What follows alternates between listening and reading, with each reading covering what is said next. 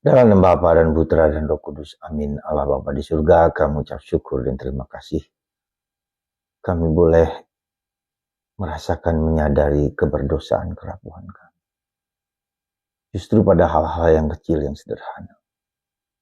Untuk kami untuk berani memutuskan apa yang tidak baik, apa yang tidak berguna, dan menggantikan dengan hal yang berguna dan bermanfaat bagi kehidupan kami. Terpujilah namamu kini dan sepanjang segala masa. Amin. Para saudaraku terkasih dalam Kristus, ada yang menarik dalam bacaan pertama hari ini, yaitu tentang dosa dari Daud. Yang terkenal itu yang kemudian kita nyanyikan dalam Mazmur 51. Kasihanilah aku ya Tuhan, kasihanilah aku, sebab aku telah berdosa terhadap-Mu. Apa dosa dari Daud? Orang yang yang gagah perkasa, yang hebat.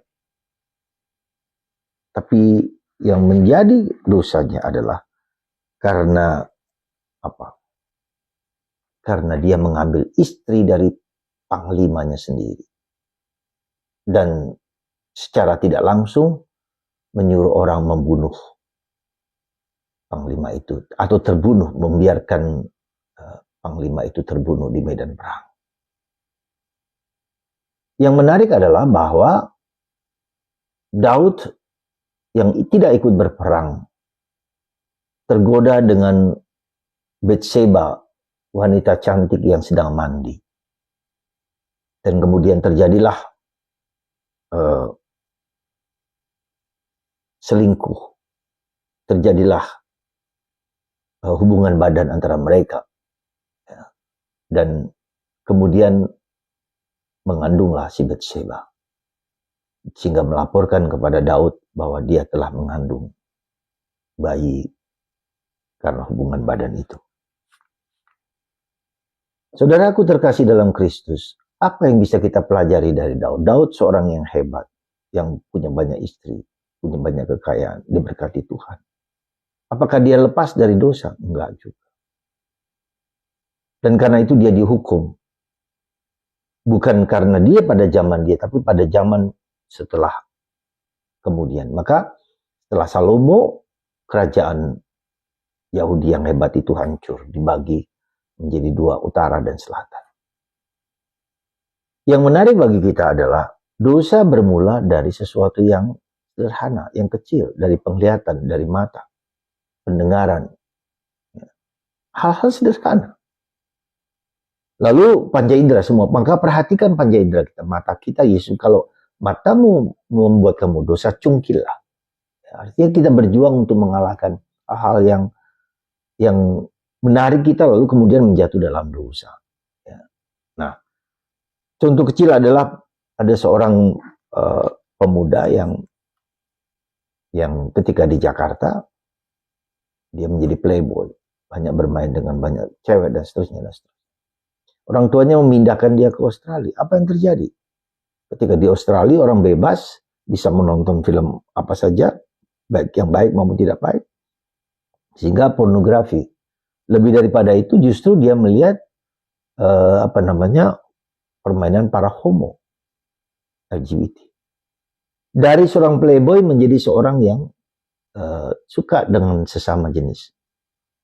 Jadi saudaraku terkasih, apa yang kelihatannya kita perhatikan di sini adalah ketika orang membiarkan mata, telinga, hidung, semua panca indera kita biarkan.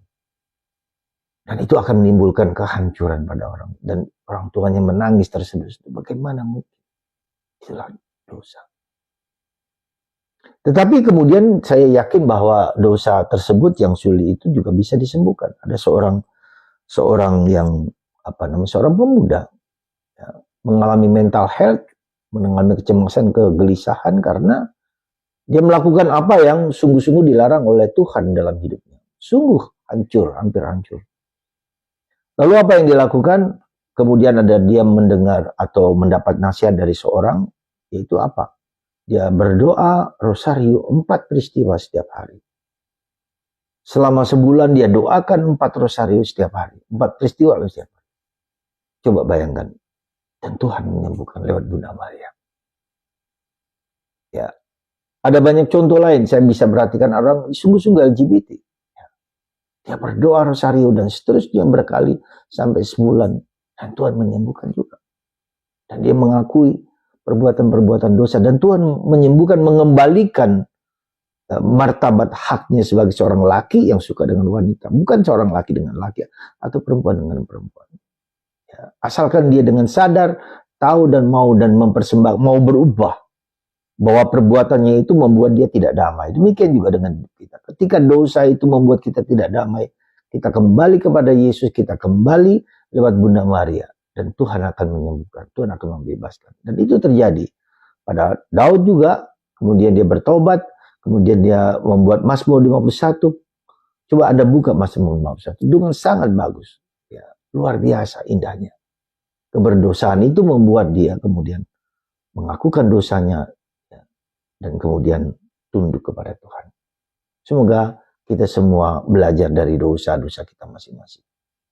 Karena Tuhan menghapus dosa dan memperbaiki dosa hidup kita. Berkat Tuhan atas kita semua. Bapa, Putra, dan Roh Kudus. Amin.